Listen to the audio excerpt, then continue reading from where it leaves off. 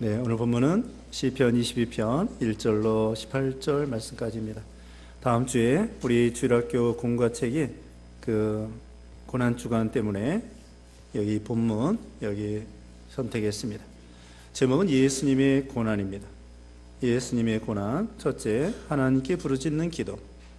하나님께 부르짖는 기도 1절로 5절이고요. 두 번째, 비난과 조롱을 당함. 비난과 조롱을 당함 6절로 11절입니다. 세 번째, 손과 발이 찔림을 당함. 손과 발이 찔림을 당함 12절로 18절입니다.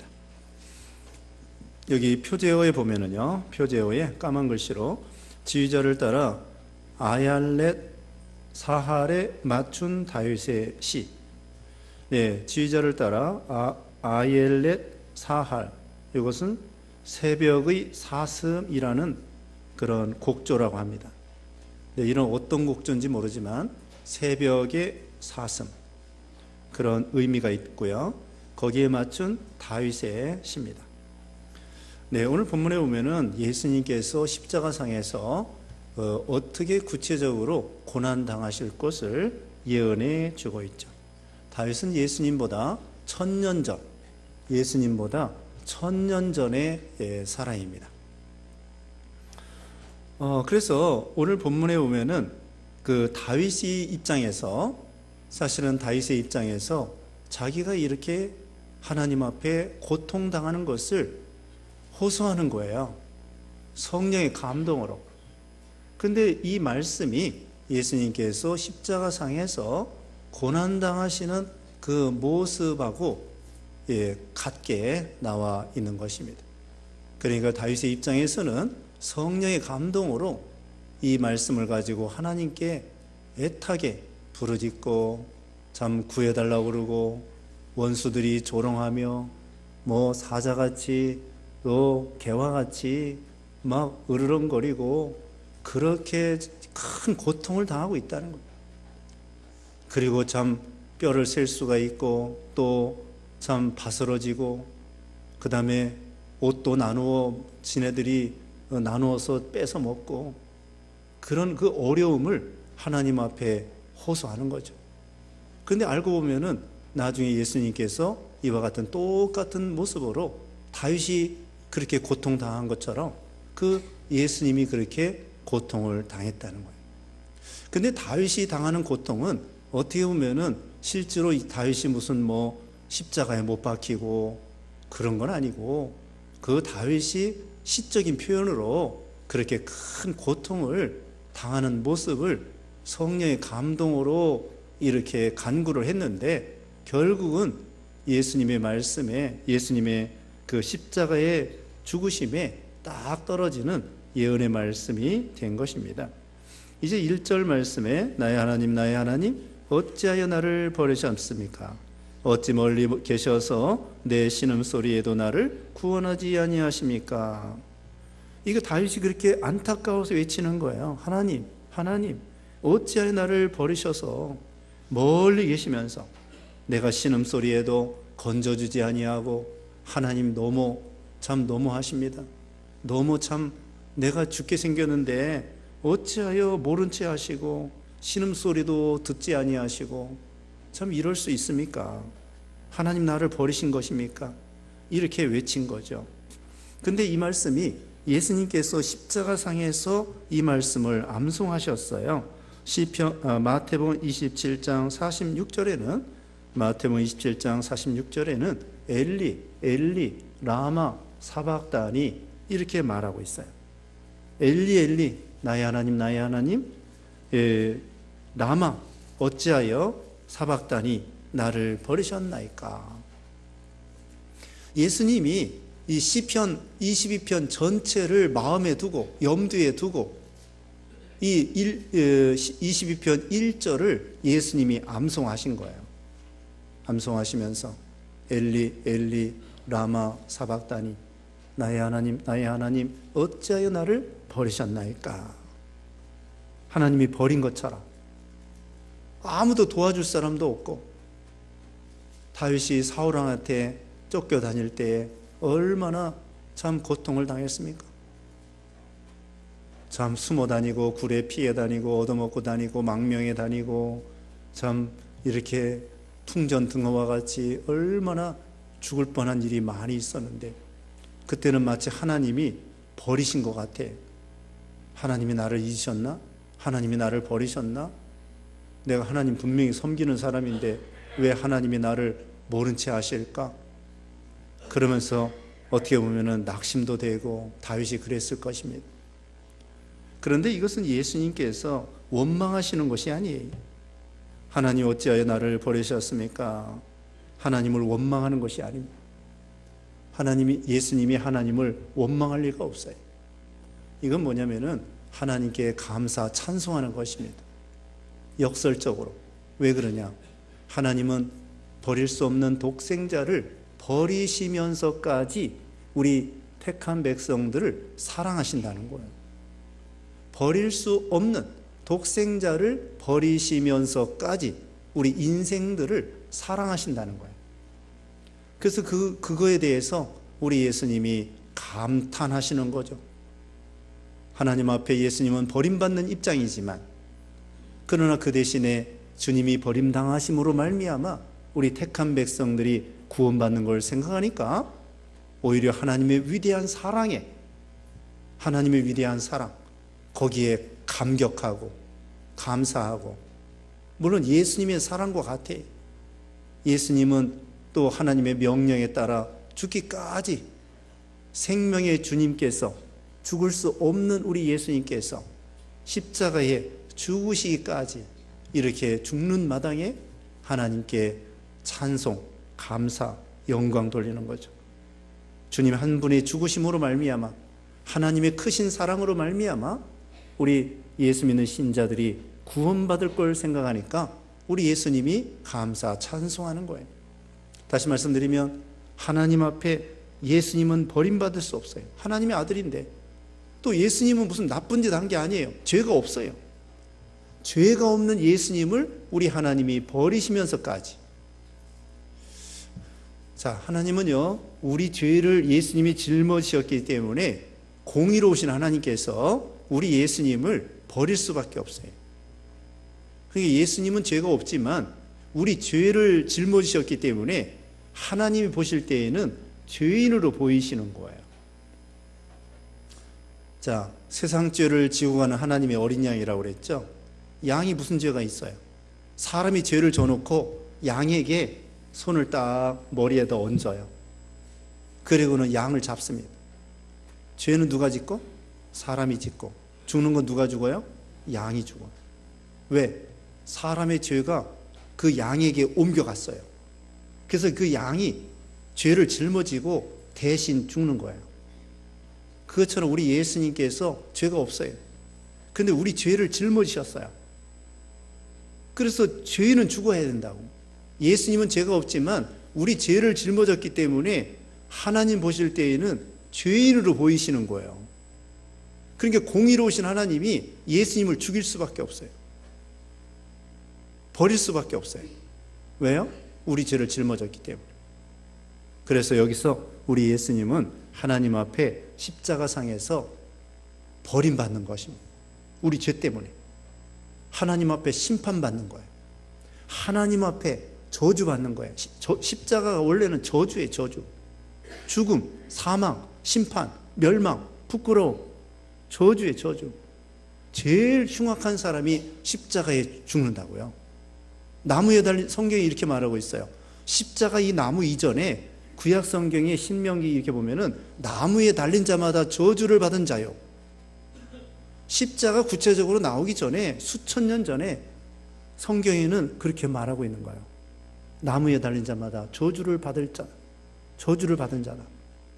그래서 예수님이 그 십자가의 나무에 달리셔가지고 저주, 하나님 앞에 심판, 죽음, 멸망, 버림 이렇게 당하시게 된 거죠. 우리 죄 때문에. 그걸 예수님께서 하나님 앞에 그 우리를 사랑하시는 위대한 하나님의 사랑을 찬양, 감사, 영광을 돌리는 거죠. 그런데 우리 예수님은 끝까지 버림받으신 것이 아니고요. 우리를 위해서 죽기까지 하나님 앞에 복종하셨어요. 죽기까지 하나님 앞에 순종하셨어요. 순종은 의입니다. 죄값은 사망이고 순종의 값은 의란 말입니다. 의값은 생명이에요. 불순종이 죄고요. 불순종이 죄고요. 죄값은 사망입니다. 순종은 의고요. 의값은 생명입니다. 기독교의 공식이에요. 자, 죄값은 뭐예요? 사망. 죄는 뭐예요? 불순종이 죄예요. 불순종이 죄고 죄값은 사망입니다. 순종이 의고 의값은 생명입니다. 그래서 예수님이 하나님 앞에 죽기까지 우리를 위해서 하나님 앞에 순종, 복종했단 말입니다. 그러니까 그게 의가 된 거야. 그러니까 의값은 생명이기 때문에 우리 하나님이 예수님을 살려야 되는 거야. 우리 죄 때문에는 하나님이 예수님을 죽여야 되고, 예수님이 하나님 앞에 완전히 순종했기 때문에 그 의값으로 예수님을 살려야 돼요. 죽어야 사는 거예요. 예수님이 우리를 위해서 하나님 앞에 죽기까지 순종했기 때문에 그 의로 말미암아 예수님이 살아나신 거예요. 하나님이 예수님을 살리신 거예요. 우리 죄 때문에 예수님을 죽이시고 예수님이 하나님 앞에 의를 행하심으로 예수님이 3일 만에 살아나시게 된 거죠. 그래서 우리가 예수님을 믿음으로 우리 예수님의 의가 우리에게 오는 거예요. 우리 죄는 어떻게 하고요? 우리 죄는 예수님이 짊어지고 예수님의 의는 우리에게 오는 거예요. 그래서 우리가 의인이 되고 부활이 되고 생명이 되고 영생을 얻는 것입니다. 다시 말하면 우리 죄는 예수님에게 가가지고 예수님이 죽으시고 예수님이 완전히 죽으시고 순종하셔서 의를 이루심으로 그 의를 우리에게 입혀주셔요. 그래서 이제는 우리는 의인이 된 거야. 의인은 생명이고 부활이고 영생이고 천국이고 행복이고 구원이죠. 이게 얼마나 감사해요. 근데 이 세상에 죄 없는 사람 없어요. 그래서 예수님을 믿어야 되는 거예요. 죄값은 사망인데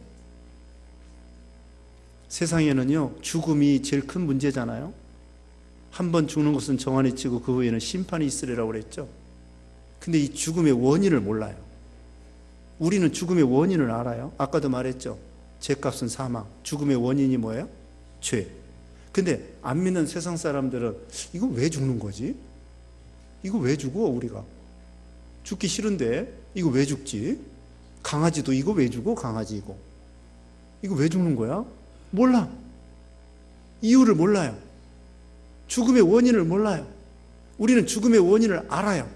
죄값은 사망. 선악과 먹으면 죽는다. 정령 죽는다. 죄값은 사망.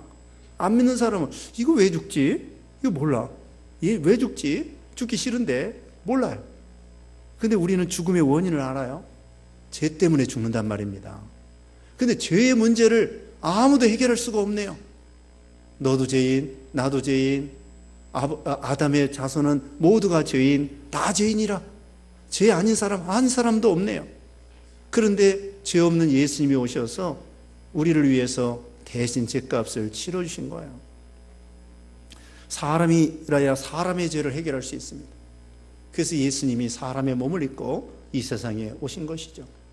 그래서 우리가 죽어야 대신에 예수님이 죽어주심으로 죽음의 문제를 해결한 거예요. 죽을 병이 있는데 죽을 병의 원인을 알아야 하잖아요. 병원에 가면 막 검사하죠. 무슨 검사예요? MRI 검사, 무슨 CT 검사, 엑스레이 검사, 피 검사. 검사하다 죽게 생겼어요. 하도 검사. 네? 지금 아파 죽게 생겼는데 또 검사를 어떻게 해야 되는지. 그 왜 그래? 병의 원인을 알려고 그래요. 병의 원인을 알려고 그런다고. 의사들이 병의 원인을 몰라요. 그래서 막 이 검사 저 검사 다 하고도 그 다음에는 이것은 이런 병이구나. 이런 약을 써야 되겠구나. 그러면 이제 약을 써가지고 병을 고치는 거예요. 병의 원인을 알아야만이 약을 쓸 거 아니겠습니까? 그것처럼 죽음의 원인을 알아야 될 거 아니에요. 안 믿는 사람은 죽음의 원인을 모른다고. 근데 우리는 죽음의 원인을 알아요. 죄를 해결할 방법도 알아요. 약도 안다고. 약.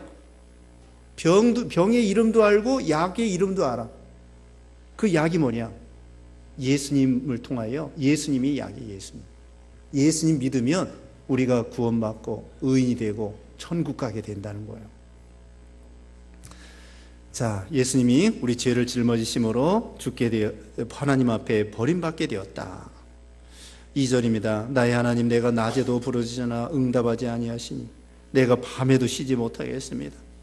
다윗이 이렇게 부르짖어요. 하나님, 낮에도 부르짖고 밤에도 부르짖고 계속 기도해도 하나님 어떤 때는 그냥 응답을 안 하셔요. 3절에 그러나 이스라엘의 찬양 가운데 계시는 주님, 주님은 거룩하십니다. 이게 다윗의 믿음이에요. 하나님이 응답해 주지 않아도 다윗은 찬양해요. 하나님, 아직 때가 안 됐겠죠. 그래도 하나님 감사합니다. 그래도 찬양합니다. 어떤 때는 하도 하나님이 대답해 주지 아니하면 이거 내가 예수 믿는 거 이거 잘못 믿는 거 아닌가? 하나님이 안 계신 거 아니야 이거? 내가 이렇게 오랫동안 예수 믿었는데 하나님이 대답도 안 해주시고 왜 이렇게 환난은 계속되고. 다윗도 그래요. 이거 계속 밤낮 부르짖어도 하나님은 모른 채 하고. 욥도 그래요. 욥기 23장에 보면은 앞에 가도 안 보이고 뒤에 가도 안 보이고 하나님이 일하시는 것 같기는 한데 앞에도 안 계시고 뒤에도 안 계시고 옆에도 안 계시고. 그런데 욥이 깨달은 게 뭐냐? 욥기 23장 10절에는 오직 나의 가는 길을 그가 하시나니 내가 단련받은 다음에는 정금과 같이 나오리라. 그걸 깨달았잖아요. 여기도 이게 대단한 믿음이에요. 하나님이 대답도 안 해주시는데 여기 다윗은 어떻게 생각했어요? 이스라엘의 찬양 가운데 계시는 주님, 주님은 걸어가십니다. 주님은 옳습니다. 아직 때가 안 돼서 그랬죠? 좀 기다리면 하나님이 대답해 주시겠지요. 그러면서 기다리고 그래도 찬양하고 그래도 감사하고. 이게 참 대단한 믿음입니다. 사드락과 메삭과 아벳느고가 풀무불 앞에서 하나님께서 능히 이 풀무불 가운데서도 우리를 건져 주실 것입니다. 그러면서 마지막으로 뭐라고 얘기했냐면 그리 아니하실지라도 하나님은 능력이 있어서 풀무불 가운데서도 우리를 건져 주실 수 있지만 하나님의 뜻이 안 건져 주시는 것이 뜻이면 그냥 순교당하겠습니다. 그리 아니하실지라도. 그럼에도 불구하고 이게 대단한 믿음입니다. 그러기 때문에가 아니에요. 그러기 때문에 순종하겠습니다. 그러기 때문에 예수 믿습니다. 아니에요. 그럼에도 불구하고 그게 대단한 믿음입니다. 하나님이 안 도와주셔도 끝까지 믿겠습니다. 순교당하는 것이 뜻이라면 순교당하겠습니다. 분명히 하나님은 살아계십니다. 그럼에도 불구하고 믿는 신앙. 4절입니다. 우리 조상들이 주님을 신뢰하였고 그들이 신뢰하였으므로 주께서 그들을 건지셨습니다. 과거 역사를 생각해 보는 거예요. 아브라함을 생각해 보고 이삭과 야곱을 생각하고 모세를 생각하고 우리 조상들이 주님을 끝까지 믿었습니다. 그러므로 주님께서 분명히 건져주신 거 믿습니다. 다윗도 기다리겠다는 거예요.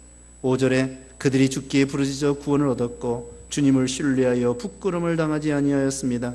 조상들이 기도해서 응답받았습니다. 나도 기다리겠습니다. 끝까지 믿겠습니다. 6절에 그러나 나는 벌레이지 사람이 아니며 사람들의 비난거리이고 백성의 조롱거리입니다. 사람들이 나를 벌레 취급합니다. 나를 비난합니다. 백성들이 나를 조롱합니다. 너 왜 이렇게 못났냐? 너 왜 이렇게 실패했냐? 너 왜 이렇게 병들었느냐? 내 자식의 꼬라지가 뭐 그러냐? 뭐 별 욕을 다 합니다. 나를 벌레 취급하고 가까이 가려고 하면은 막 문둥병자 취급을 해가지고 가까이 오는 것도 싫어하고 말해요. 어디 성경에는 내 입김, 욥도 그랬어요. 사람들이 자기 입김도 싫어한대. 입김도. 냄새난다고 싫어하고 늙었다고 싫어하고 병들었다고 싫어하고 무식하다고 싫어하고 못났다고 싫어하고 문둥병자라고 싫어하고 장애자라고 싫어하고 벌레 취급을 하는 거예요, 사람들이. 그렇지만 하나님은 안 그래요. 하나님은 중심을 보시기 때문에 세상 사람들은 외모를 보고 우리를 비난하고 우리를 싫어해요. 그러나 우리 하나님께서는 그게 아닙니다. 예수님도 이렇게 죄인 취급 당하는 거예요. 예수님 죄가 없는데 끌려다니면서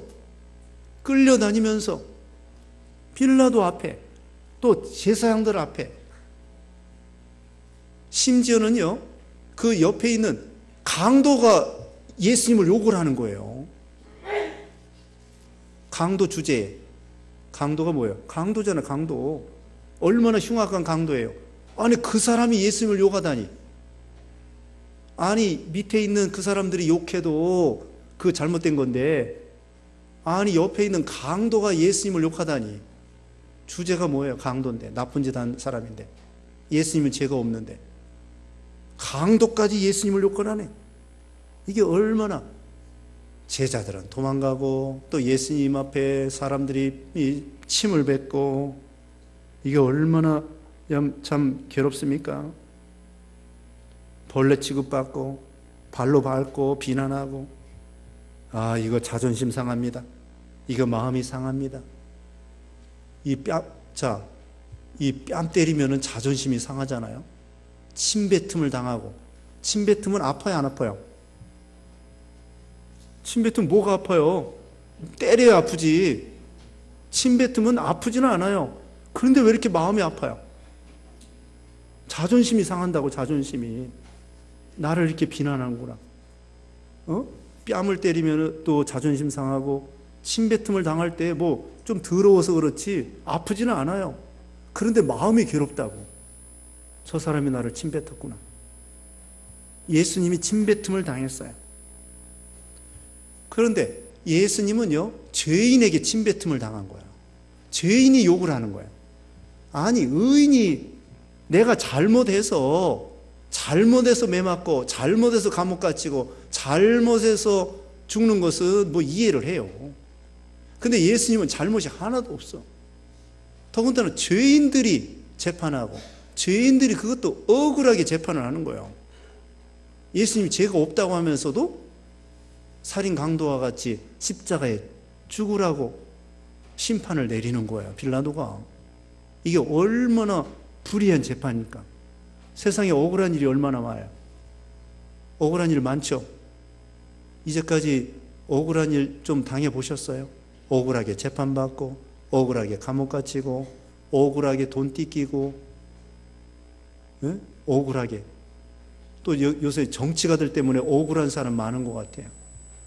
정치가들 때문에 억울하고 또 자기 사장이나 누가 또 억울하고 또 여자들 또 억울한 일이 많아요. 요새 미투 때문에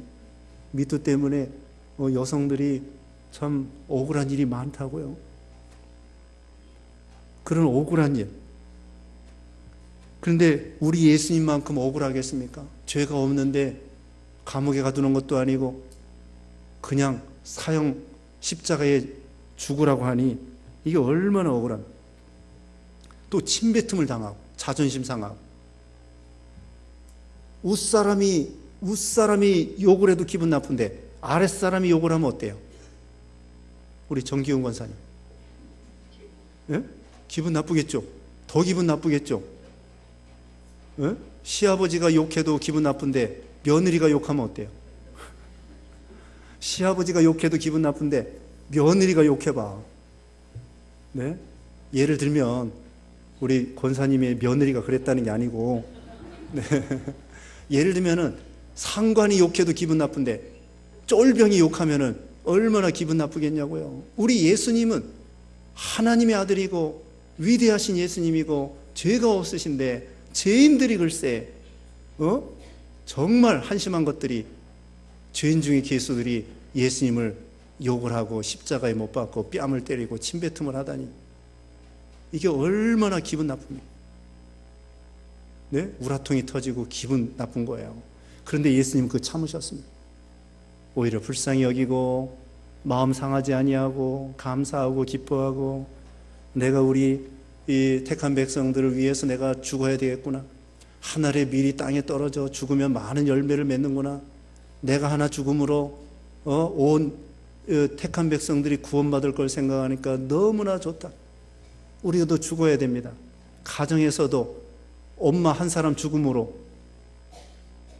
예? 엄마 한 사람이 죽음으로, 예? 마음이 죽는 거야. 마음이 죽어져야 돼. 죽어져야 돼.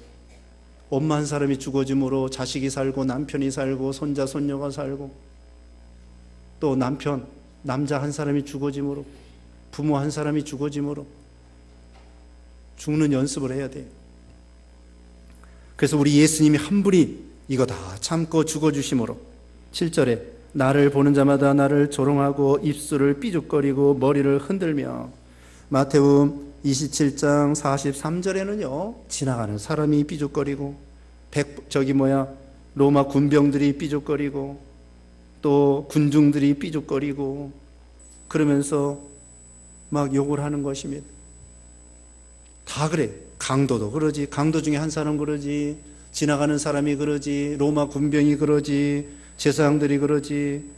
그러면서 여기 8절에 그가 여호와를 의지하니 주께서 그를 건지시게 하라, 주께서 그를 좋아하시니 그를 구하시게 하라 합니다. 엘리 라마 사박다니 하니까 엘리야를 구하는구나, 엘리야가 구해주는가 봐라, 그렇게 조롱합니다. 그리고 또 이렇게 말합니다. 내가 그리스도거든, 내려와서 너도 구원하고 우리도 구원하라. 어떻게 그리스도가 바보같이 무능력하게 십자가에 죽느냐? 내가 참으로 그리스도고 위대한 하나님의 아들이라고 하면 왜 죽느냐? 다 물리치고 다 무찌르라. 내려와서 다 무찌르고 너도 구원하고 우리도 좀 구원하라. 그러면서 조롱하는 것입니다. 근데 예수님이 왜 죽어야 되는지 이유를 모르는 거예요. 우리 인류의 죄를 지고 죽어야 되는데, 하나님의 법 앞에 속죄 제사를 드려야 되는데, 그 사람들은 그리스도를 잘 몰라요. 대신 죽어야 된다는 걸 모르고 그냥 막 무찌르고 사람 죽이고 그러는 그리스도로 생각했다고요. 자, 이와 같이 하나님의 아들이라고 하니까 하나님이 건져주시겠지, 왜 바보처럼 죽느냐?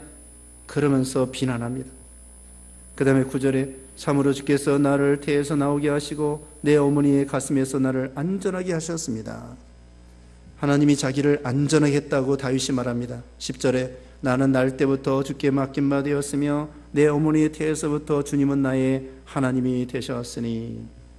네, 하나님을 의지한다는 것입니다. 어머니의 태에서 내가 태어난 거 하나님이 다 아시고 하나님이 태어나게 하신 거고, 그때부터 나는 주님은 나의 하나님이 되십니다. 모태신앙입니다. 그러면서 11절에 내게서 멀리 계시지 마소서, 환난이 가깝고 도울 자가 없습니다. 사람들 다 도망갔습니다. 나 혼자밖에 없습니다. 의지할 거 없습니다. 하나님 멀리 계시지 마시고 같이 계셔서 도와주세요 하고 부르짖는 것입니다. 12절에 수많은 황소가 나를 에워싸고 바산의 힘센 소들이 나를 둘렀으며 마치 찢고 부르짖는 사자같이 그것들이 그 입을 벌렸습니다. 그 군중들 보세요. 예수님 십자가 죽으실 때 군중들이 죽여라 죽여라 죽여라 죽여라 하면서 막 울부짖습니다. 얼마나 그 사람들이 험악하게. 베드로전서 5장 8절에는 우는 사자같이 그 마귀가 두루 다니면서 삼킬 자를 찾는다고 했습니다. 이 군중들이 무서운 거예요. 군중들이 죽여라 죽여라, 한 사람이 죽이라 하면은 다른 사람들 다 선동을 받아가지고 죽이라 죽이라. 이 군중이 무서운 거예요. 왜 그러냐? 군중 속에서 이렇게 하면은 자기가 숨게 되는 거예요. 숨게 돼. 그래서 사람이요, 이 제복을 입혀놓으면 좋은 것도 있지만 어떤 것은 그 제복을 입혀놔가지고는 거기서 숨어가지고 나쁜 짓 하는 거예요. 이와 같이 이 군중들이 이게 맹랑한 것입니다. 그런데 이 군중들이 바로 얼마 전에는, 며칠 전에는 예수님이 예루살렘 입성할 때 호산나 호산나 하면서 예수님을 찬양했다고요. 그러더니 이게 확 바뀐 거야. 군중 심리, 민심. 그래서 옛말에도 인심은 조석변이다. 사람의 마음은 조석변이라는 말이 있어요. 사람은 믿을 바가 못 됩니다. 사람은 사랑할 바예요. 사람은 사랑할 바고 믿을 바가 아니라는 거예요. 그래서 사람의 마음은 조석변이라, 아침 저녁이 변하는 거예요. 군중도 마찬가지. 금방 호산나 예수님을 찬양하더니 좀 며칠 만에 금방 또 죽여라 죽여라 해가지고 힘센 황소같이 막 주위에서 아우성을 치는 것입니다. 그 막을 수가 없어요. 막을 수가 없습니다. 14절에 내가 물같이 쏟아졌으며, 여기 나중에는 다윗이요, 다윗의 입장을 생각하면은 자기 아들 압살롬이 다윗을 배반했어요. 반영했어요. 세상에 이런 꼴이 어디 있습니까? 자기가 그렇게 사랑하는 압살롬이 아버지를 죽이려고 그렇게 대들고 사람들을 모아가지고 국민들의 마음을 돌려놨어요. 자기 앞으로. 자기 아버지한테 이렇게 돌려드려야 되는데, 그런데 자기 앞에 백성들의 마음을 자기 앞에 민심을 흉흉하게 만들고 자기한테 다 돌려가지고 헤브론 가가지고는 왕이 된 거예요. 그런 반역에서 다윗의 군사들을 죽이려고 서로 싸웠어요. 내란이 일어났다고요. 다윗의 군사들하고 압살롬의 군사들하고 같이 싸우게 됐어요. 세상에 이럴 수가 있습니까? 다윗은 사랑하는 자기 아들에게 반역을 당했어요. 그리고 자기 신하들에게, 많은 신하들이 또 그쪽에 갖다 달라붙었어요. 그러니까 어떤 때는 다윗에게 달라붙었다가, 어떤 때는 또 압살롬에게 달라붙었다가, 나중에 또 압살롬 죽은 다음에 또 다윗에게 오다가 또 다른 사람한테 달라붙고, 이 백성들의 마음을 믿을 수가 없어요. 자기 아들이 배반하니 이거 어떡하겠어요? 그러니까 우리는 사람 바라보지 말고 하나님을 의지해야 돼요. 우리 예수님 입장과 같아요. 우리 예수님은 사랑하는 제자가 배반했다고요. 가룟 유다가 배반하고, 베드로는 3번 부인하고요. 베드로는 3번 부인하고, 가룟 유다는 예수님을 팔아버리고, 마치 다윗이 자기 아들 압살롬에게 배신당한 것과 같아요. 참 이 세상은 이런 험악한 세상입니다. 그래도 우리는 어떻습니까? 예수님처럼 다윗처럼 하나님만 바라보는 거예요. 하나님만 바라보면 됩니다. 14절에 내가 물같이 쏟아졌으며 내 모든 뼈는 어그러졌고 내 마음은 밀랍같이 되어 내 속에서 녹아버렸습니다. 이거 마태복음 26장 37절에 나와요. 예수님이 이렇게 심히 고통을 당하는 거예요. 물이 다 쏟아지고, 예수님이 창으로 찔려서 물과 피가 다 쏟아졌습니다. 또 뼈가 오그러졌다는 건 어떻게 됐을까요? 찔렸으니까, 16절에도 나옵니다마는 못에 찔렸으니까 뼈가 다 오그러지게 됐어요. 그 다음에는 15절에 내 마음이 또 녹았다고 했습니다. 14절에 마음이 다 녹아가지고 뭐 의지할 것도 없고 주위 사람들이 다 죽이겠다고 그러니 정말 다윗은 낙심이 됐겠죠. 우리 예수님이야 낙심은 안 하셨겠고, 하여튼 마음이 아프셨겠어요. 15절에 내 힘은 질그릇까지 말랐고 내 혀는 입천장에 붙었으며 또 주께서 나를 죽음의 먼지 속에 버려두셨습니다. 혀는 입천장에 붙었다고 했습니다. 힘은 다 빠지고 혀는 입천장에, 목마르다고 그러셨죠? 정말 이 입이 짝바짝바짝 마르면은 이 말이 안 나와요. 혀가 붙어서. 혀가 붙어가지고는 이 침이 안 나오면은 말이 안 나옵니다. 예수님께서 물과 피를 다 흘리셨기 때문에 허리에 창으로 맞기도 전에 피 흘리시고 가시면류관 쓰시고 채찍에 맞으셔가지고 피를 흘렸기 때문에 목마를 수밖에 없어요. 땀 흘리면 목마르잖아요. 그게 말이 안 나와요. 혀가 붙어가지고. 그래서 예수님은 7마디밖에 못했어요. 십자가상에서 얼마나 고통이 심하면은 말이 안 나와요. 7마디 하셨습니다.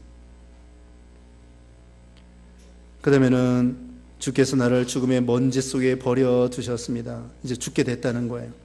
16절에 참으로 개들이 나를 에워쌌으며 악한 무리가 나를 둘러싸고 내 손과 발을 찔렀습니다. 자, 이게 성경이 이루어진 것입니다.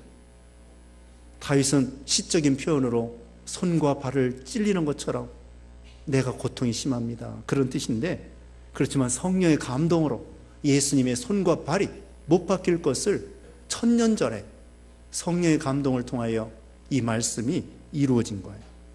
손과 발을 찔리신 것입니다. 17절에 내가 내 모든 뼈를 셀 수 있게 되었으므로 그들이 나를 주목하고 바라봅니다. 뼈를 셀 수 있다. 이게 뼈가 어그러지고 뼈가 바사지고 그런 뜻인 것 같아요. 그들이 나를 주목하고 바라봅니다.